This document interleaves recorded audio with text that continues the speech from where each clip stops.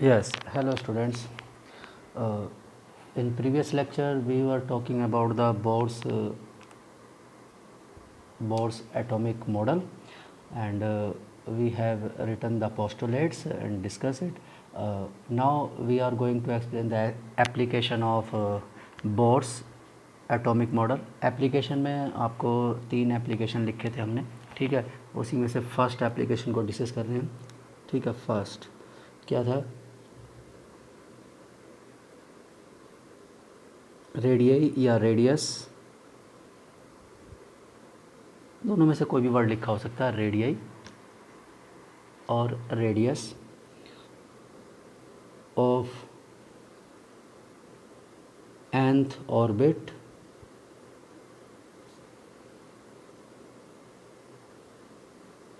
in which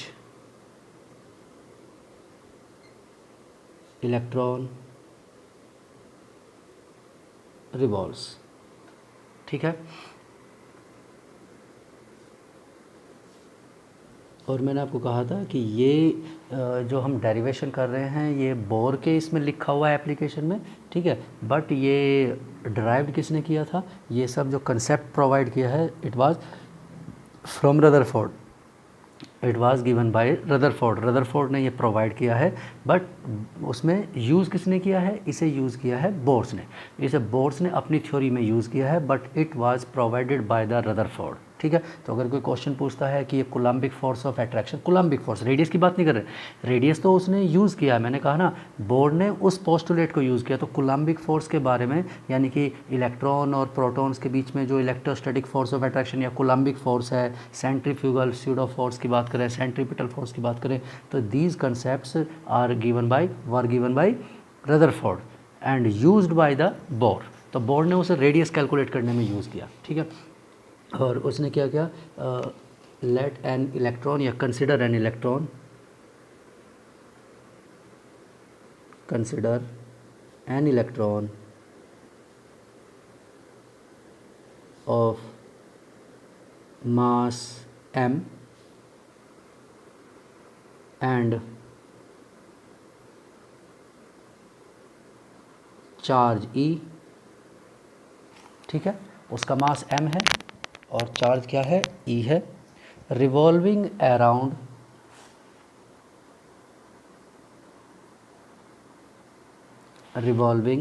A nucleus, around a nucleus of charge ZE, ठीक है. ZE where Z equal to क्या है? Atomic number,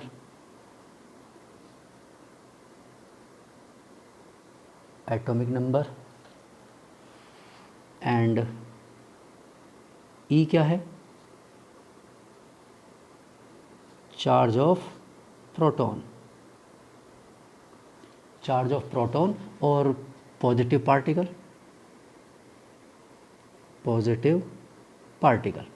ठीक है.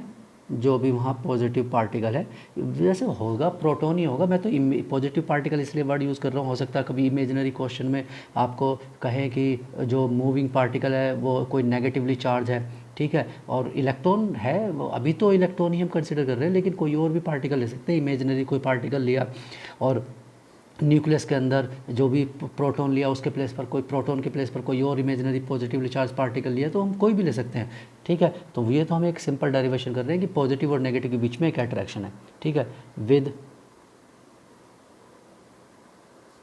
ए टेंजेंशियल वेलोसिटी v, ठीक है. v उसकी टेंजेंशियल वेलोसिटी है, ठीक है. And r is the radius of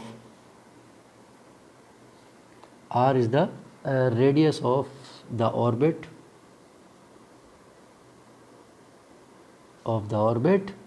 in which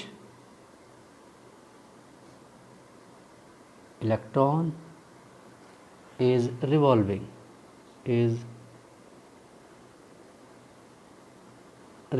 ठीक है। तो ये हमें डिटेल की रिक्वायरमेंट थी, क्योंकि हम मैथमेटिकल कैलकुलेशन कर रहे हैं तो हमें एज्यूम तो करना ही होगा कि एम मास का कोई ई चार्ज वाला कोई पार्टिकल है, इलेक्ट्रॉन के प्लेस पर कोई और पार्टिकल भी ले सकते हैं हम, ठीक है, जिसका मास एम होगा और चार्ज ई होगा, revolving around the nucleus of charge Z e, Z atomic number है और e is the charge of the positive particle. Positive proton है, ठीक है, लेकिन कोई और पॉजिटिव पार्टिकल भी हो सकता है।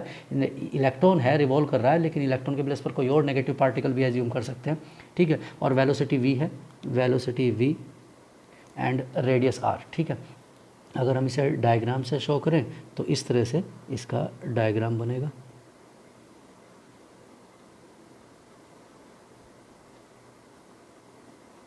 ठीक है, ऑलमोस्ट मतलब एग्जैक्ट सर्कुलर तो नहीं बना, ठीक है, सर्कुल ये यहाँ सर्किल ही होगा, ठीक है, ध्यान रखिएगा, ये एग्जैक्टली सर्किल ही है,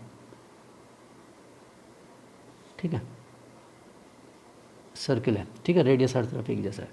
ये हो गया यहाँ पर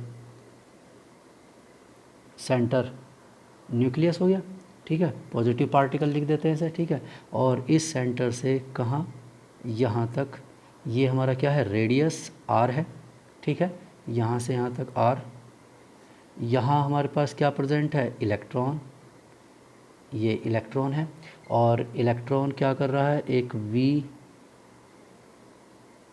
वेलोसिटी से मूव कर रहा है, ये v उसकी वेलोसिटी है, m उसका मास है, ठीक है, और ये रेडियस हो गया इसका, और क्या चाहिए, यही तो लिखा था, इसे हम लिख देते हैं ZE, ठीक है। तो सेंटर ZE चार्ज का है, r रेडियस पर एक इलेक्ट्रॉन, m मास का इलेक्ट्रॉन या m मास का negative particle of m mass moving with velocity v, और वेलोसिटी भी किस टाइप की है, टेंजेंशियल वेलोसिटी है, ठीक है। अब इसमें क्या होगा, आपको बताया था कि इसमें क्या होता है, एक सेंट्रीफ्यूगल फोर्स होता है, ठीक है, और एक क्या होता है, सेंट्रीपिटल फोर्स, एट्रैक्शन, ठीक है।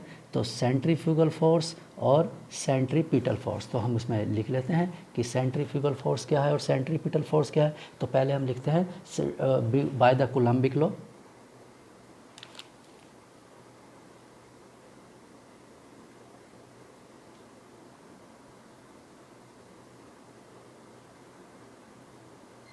बाय द कूलम्बिक या कूलम्ब्स लॉ, ठीक है, तो बाय द कूलम्ब्स ही लिख देते हैं, बाय द कूलम्ब्स लॉ, ठीक है। द अट्रैक्शन फोर्स,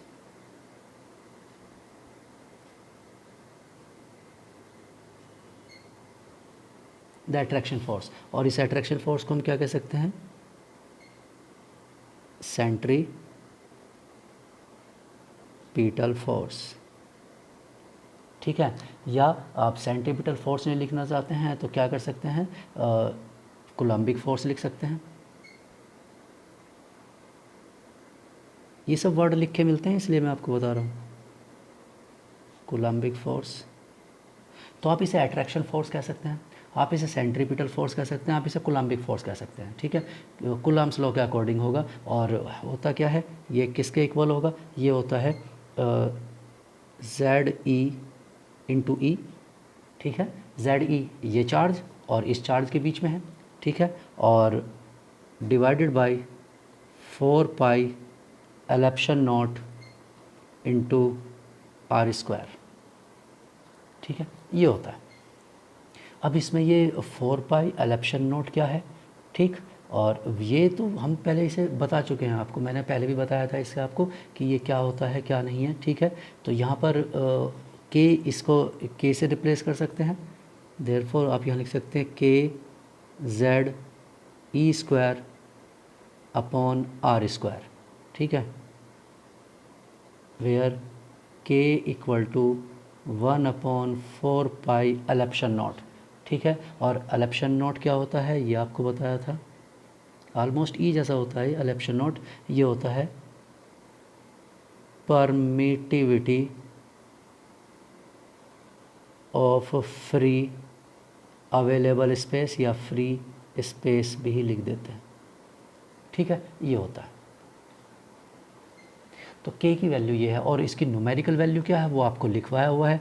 k की वैल्यू क्या होती है, k इक्वल टू होता है 9 × 10⁹ न्यूटन मीटर स्क्वायर पर कूलम स्क्वायर। मैंने आपको इसकी दो वैल्यूज़ लिखवाई थी, एक डाइन की फॉर्म में लिखवाया था और एक इसकी फॉर्म में SI यूनिट और CGS यूनिट में आपको पहले ही लिखवाया हुआ है अट्रैक्शन वाले पॉइंट में, ठीक है, वो रिपल्शन वाले में, कॉपर वाले उसमें जो रदरफोर्ड के एप्लीकेशन वाले उसमें, ठीक है, वहाँ लिखवाया हुआ है। फिर भी यहाँ दोबारा लिखवा दिया न्यूमेरिकल वैल्यू क्योंकि यहाँ यूज़ होगी।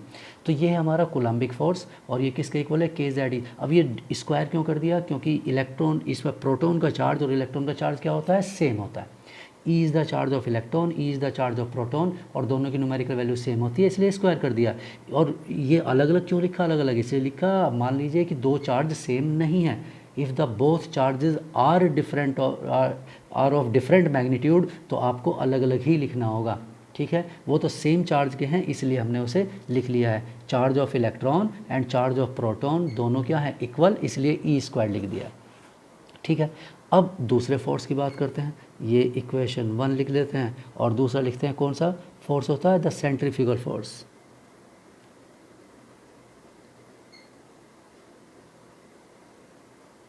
The pseudo force, the pseudo force कौन सा फोर्स होता है, आपको बताया था सेंट्रीफ्यूगल फोर्स, ठीक है। ये किसके इक्वल होता है, इक्वल टू mv²/r। ये ड्यू टू द मोमेंट होता है, ठीक है, due to the tangential velocity of electron की वजह से ये क्या होता है, बाहर की तरफ फील होता है कि ये मूव कर रहा है, बाहर की तरफ मूव कर रहा है, opposite to the nucleus, attraction के अपोजिट, ठीक है। इक्वेशन 1 और 2 हो जाती है सेंट्रीफ्यूगल फोर्स और सेंट्रीपिटल फोर्स की, ठीक है। और अब हमें अगर इसे स्टेबल करना है, जैसा कि बोर्ड ने नहीं कहा है, वो रदरफोर्ड पहले बोल चुका है कि सिंस द इलेक्ट्रोस्टैटिक फोर्स या सेंट्रीपिटल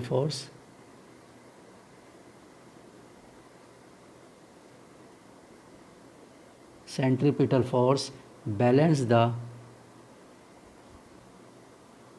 या बैलेंस बाय द, ठीक है, centrifugal force,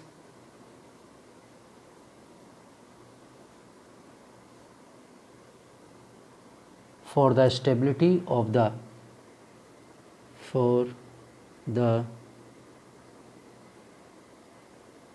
stability of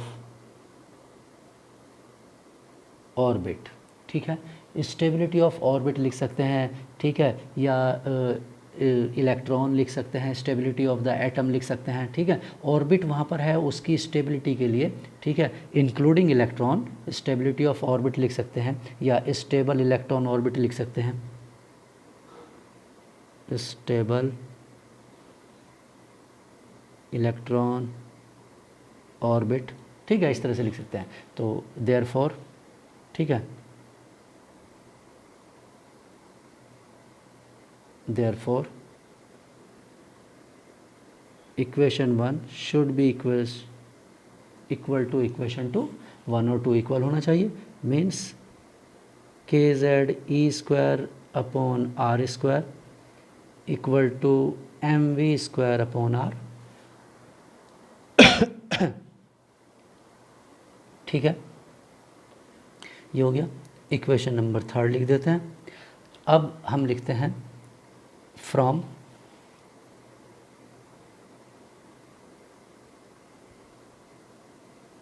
bourse theory. Bohr's theory के हमारे पास क्या है, mvr equal to NH/2π, equation number 4, ठीक है। mvr angular momentum according to the Bohr's postulates, Bohr's theory या बोर्स पोस्टुलेट, कोई भी लिखो, बात तो एक ही है, ठीक है। बोर्स पोस्टुलेट क्या है, mvr angular momentum, mvr equal to NH/2π है। तो अब इक्वेशन नंबर 3 और 4, फ्रॉम इक्वेशन 3 और 4, ठीक है, इक्वेशन थर्ड एंड फोर्थ से। अब आप यहाँ से ध्यान से देखिए, इक्वेशन नंबर थर्ड में रेडियस है, मास है, वेलोसिटी है, यहाँ भी है, ठीक है, वेलोसिटी भी है और मास भी है, रेडियस भी है, और we have to solve the radius, हमें रेडियस सॉल्व करना है। तो हम क्या करते हैं, इक्वेशन नंबर 4 को इस फॉर्म में लिख देते हैं, ठीक है। हम इसे लिख सकते हैं M V R square equal to N H upon 2 pi square, कोई इफेक्ट ही नहीं पड़ता इससे।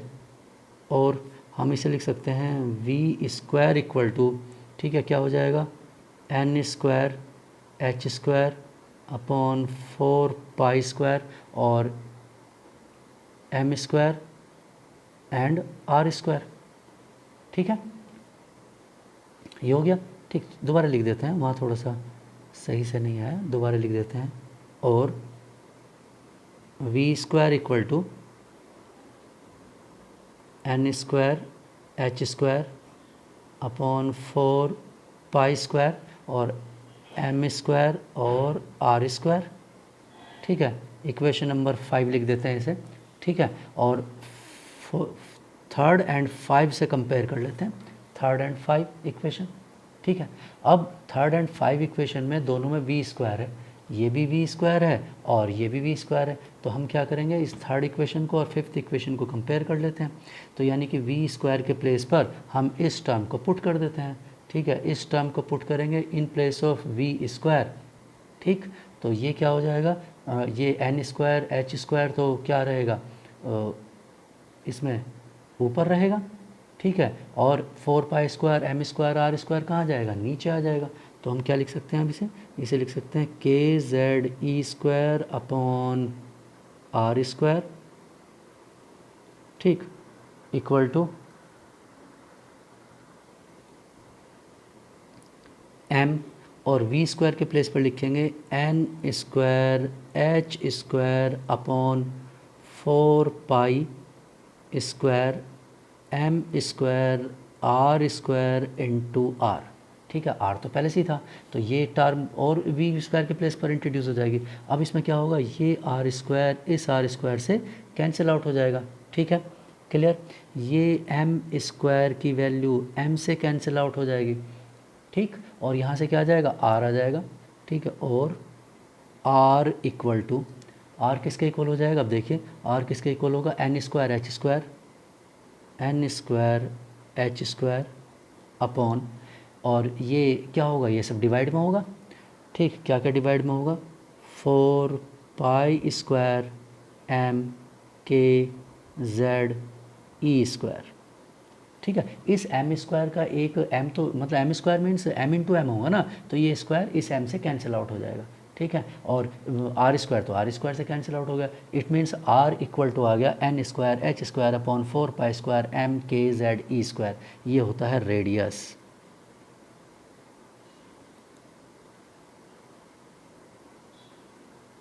ठीक है। और यूनिट क्या होगी इसकी, ऑब्वियसली यहाँ पर हम क्या यूज़ कर रहे हैं, ठीक है, यूनिट, अभी जो यूनिट है वो तो यूनिट क्या होगी इसकी, मीटर की टर्म्स में होगी, ठीक है। तो हम वैल्यूज़ पुट कर देते हैं इसमें, जो भी कांस्टेंट वैल्यूज़ हैं,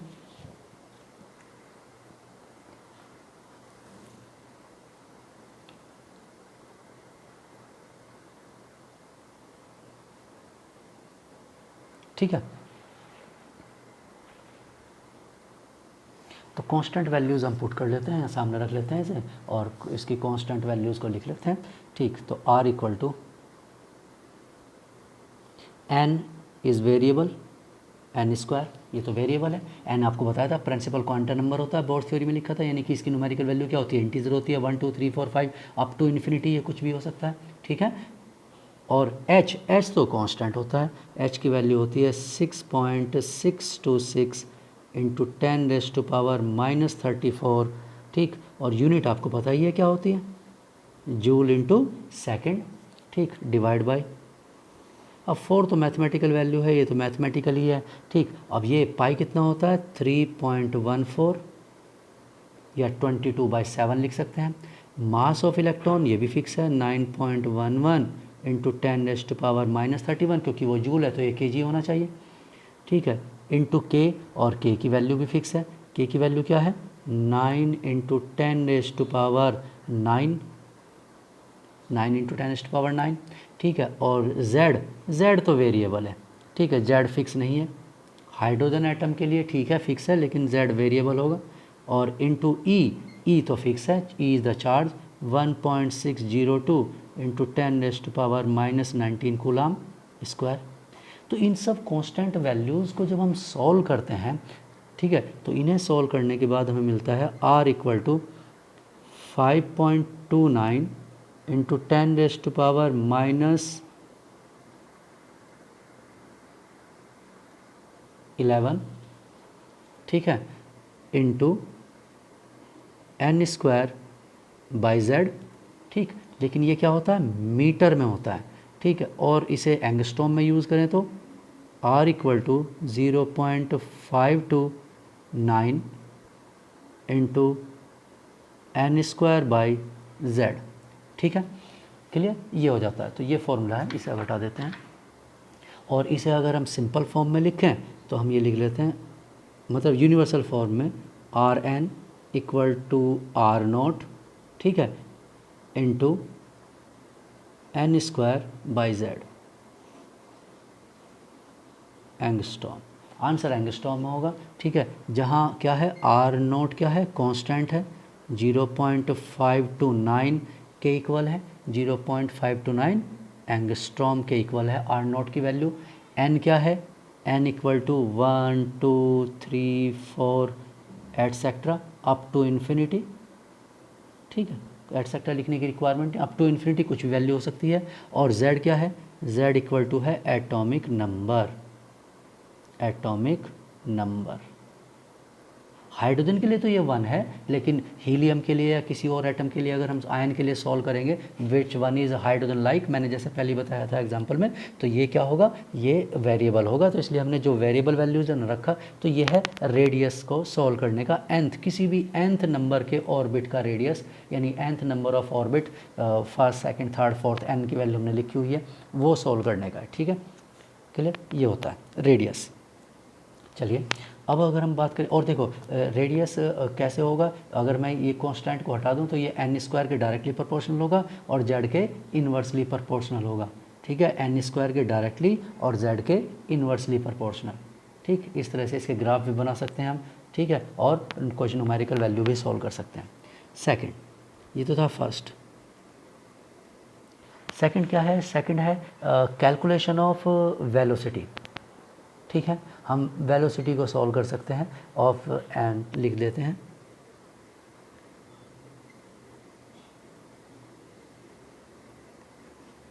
velocity of an electron in nth orbit. किसी भी nth ऑर्बिट में जिसमें इलेक्ट्रॉन रिवॉल्व कर रहा है, जैसे फर्स्ट सेकंड थर्ड या फोर्थ, किसी भी नंबर के ऑर्बिट में जिसमें इलेक्ट्रॉन रिवॉल्व कर रहा है, उसमें उसकी वेलोसिटी क्या होगी, वो हम सॉल्व कर सकते हैं, ठीक है। और उसके लिए हमारे पास में इक्वेशन है, बिल्कुल हमारे पास इक्वेशन क्या है, हमारे पास ये इक्वेशन है, angular momentum mvr equal to nh/2π और वेलोसिटी इक्वल टू nh/2πmr, ठीक है। और ये तो इक्वेशन नंबर क्या लिखा हमने, इसे नेक्स्ट नंबर लिख देते हैं। इससे पहले हमारे पास कौन सी इक्वेशन थी, इसे इक्वेशन नंबर 6 लिख लेते हैं। 5 तक आ गए थे, इक्वेशन नंबर 6 लिख लिया इसे, और इस लास्ट वाली को लिख लेते हैं इक्वेशन नंबर 7, ठीक है, ये इक्वेशन नंबर 7 लिख लेते हैं। और अब हम क्या यूज़ करेंगे, from 6 put the value of, इस इक्वेशन नंबर 8 लिख लेते हैं और यहाँ लैंग्वेज लिख देते हैं, put the value of r from equation 6 into equation 8। तो इक्वेशन नंबर 6 देखिए, मैं दोबारा दिखा देता हूँ, ये इक्वेशन नंबर 6 है जिसमें आर की ये वैल्यू है। अब हम क्या करेंगे, इस वैल्यू को यहाँ पुट कर देंगे, इस आर की प्लेस पर, ठीक। अब वैल्यू पुट कर लेते हैं, देखो velocity equal to N H upon 2πm, और आर के प्लेस पर ये लिखते हैं एन स्क्वायर एच स्क्वायर, ठीक है, divided by 4π² m k Z E square. ठीक है, ये सब डिवाइड में है। ठीक, सॉरी दोबारा देख लेते हैं। ठीक है, वेलोसिटी एन एच, ये तो था ही फॉर्मूला एन एच का, तीनों दिखा रहा हूँ मैं, ये एन एच है, अपॉन डिवाइड बाई 2πm। अब इसके बाद आर की वैल्यू को पुट करना है। आर की वैल्यू को कहाँ से, 6 इक्वेशन से, तो आर की वैल्यू क्या है, एन स्क्वायर एच स्क्वायर और फिर डिवाइड में, तो ये क्या होगा 4π² m k Z E square, कहाँ चला जाएगा, ऊपर पहुँच जाएगा ये तो। ठीक है, तो हम इसे ऐसे लिख सकते हैं इक्वल टू, और वेलोसिटी इक्वल टू क्या लिख सकते हैं, n h into 4π² m k Z E square divided by, ठीक, 2πm into N square H square.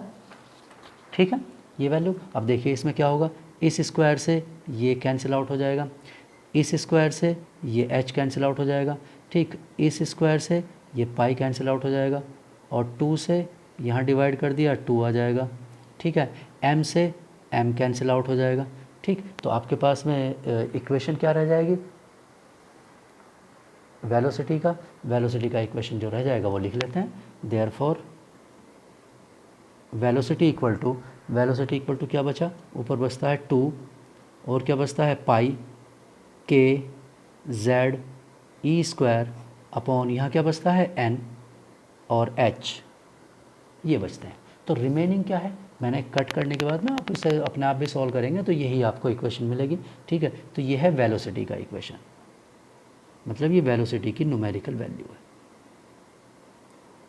Equation number 9 लिख दीजिए इसे। ठीक है, अगर लिखना चाहें तो। ठीक है, तो ये वेलोसिटी की न्यूमेरिकल वैल्यू है। अब इसमें ये तो कांस्टेंट्स हैं कुछ, तो जब हम कांस्टेंट की वैल्यू पुट करते हैं तो हमें क्या मिलेगा, न्यूमेरिकल वैल्यू।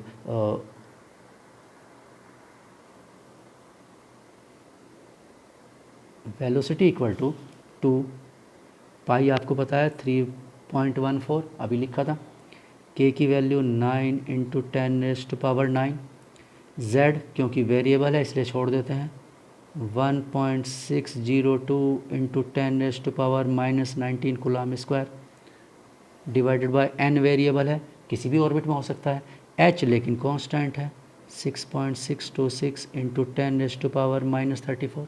ठीक है, और जब आप इसे सॉल्व करेंगे, ठीक है, तो सॉल्व करने के बाद क्या मिलेगा आपको, वेलोसिटी इक्वल टू मिलेगा 2.18 इंटू 10⁻⁶, सॉरी अगर मीटर में लिखेंगे तो 8 होगा, 8 और मीटर पर second into z upon n। ठीक है, इस फॉर्म में, तो आप इसे इक्वेशन की फॉर्म में लिख देते हैं, velocity equal to nth number velocity, nth orbit की velocity equal to v0 into z upon n। ठीक है, और यूनिट होगी मीटर पर सेकंड, और जहाँ v0 क्या होगा, v0 इक्वल टू होगा 2.18 इंटू 10⁸ मीटर पर सेकंड। ठीक, ये इक्वेशन बना देते हैं, इक्वेशन नंबर 10।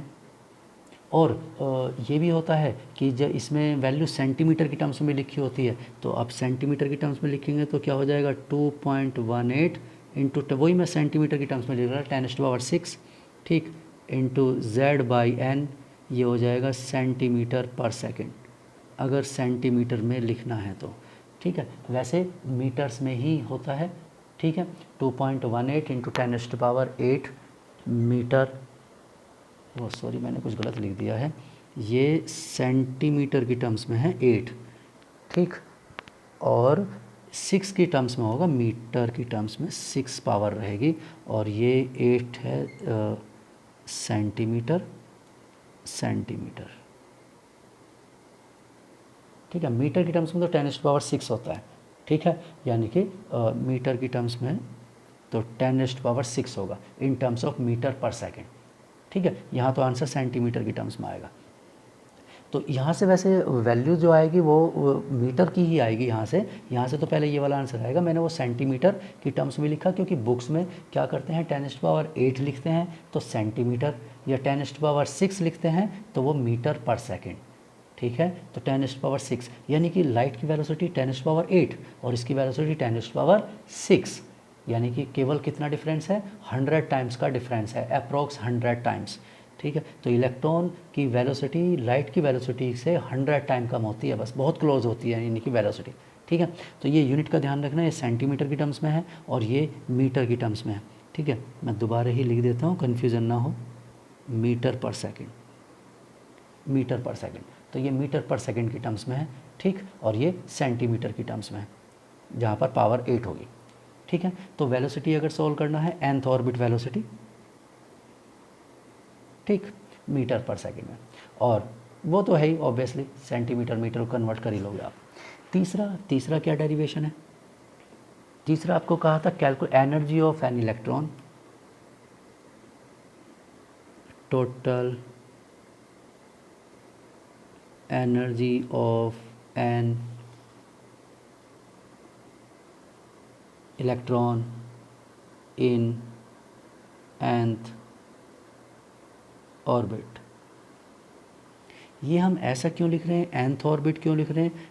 क्योंकि देखिए जैसे वेलोसिटी n नंबर पर डिपेंड करती है, यानी इन्वर्सली प्रोपोर्शनल है, n इंक्रीज़ होगा वेलोसिटी क्या होगी, डिक्रीज़। ठीक है, और वेलोसिटी z पर डिपेंड करती है, जैसे z के डायरेक्टली प्रोपोर्शनल होगी। तो ये रिलेशंस आपको याद रखने होंगे। जैसे ये देखो, यहाँ n पर रेडियस n के डायरेक्टली प्रोपोर्शनल था, z के इन्वर्सली था, लेकिन यहाँ क्या है, वेलोसिटी z के डायरेक्टली प्रोपोर्शनल है और n के इन्वर्सली प्रोपोर्शनल है, जबकि वो क्या था, n² के डायरेक्टली प्रोपोर्शनल था। तो इस तरह से इनका यूज़ होगा इक्वेशंस का। ठीक, न्यूमेरिकल सॉल्व करने में, ग्राफ ड्रॉ करने में, या रिलेशन कैलकुलेट करने में कि कौन किसके डायरेक्टली है, कौन किसके इन्वर्सली है, इस तरह से।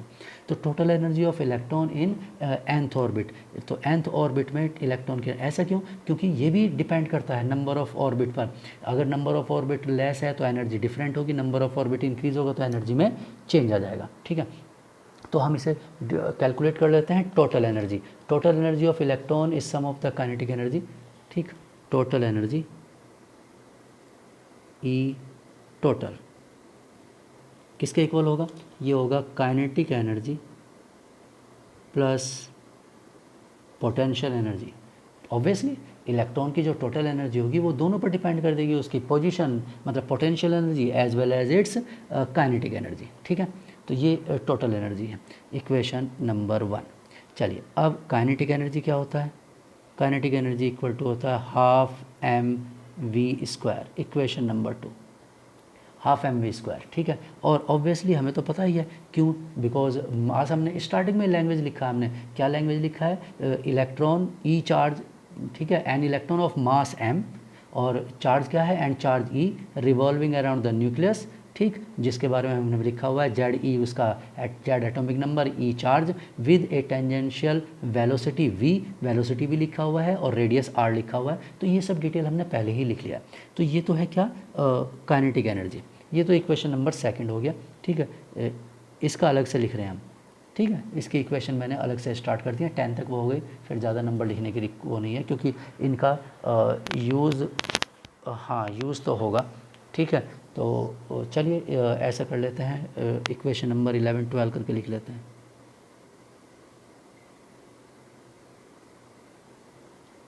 इलेवन और ये इक्वेशन 12। ठीक है, ये इक्वेशन 11 नंबर और ये 12 नंबर। ठीक, अब हमें क्या सोल्व करना है, पोटेंशियल एनर्जी और सोल्व करना है। तो पोटेंशियल एनर्जी क्या होगा, पोटेंशियल एनर्जी क्या होता है, Coulombic force into displacement. Potential energy को सोल्व कर लेते हैं।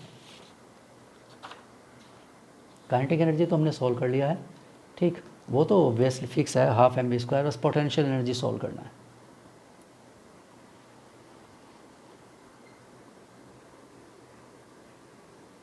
पोटेंशियल एनर्जी या पूरा लिख देता हूँ मैं,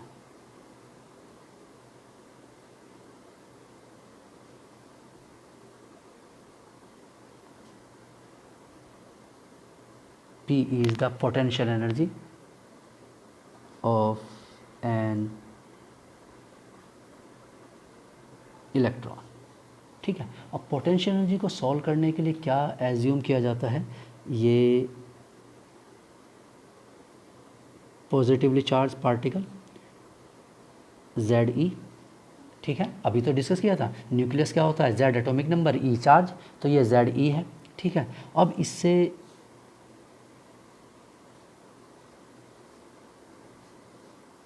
यहाँ इलेक्ट्रॉन है ऑफ मास m का इलेक्ट्रॉन है, ठीक है, और किस डिस्टेंस पर है,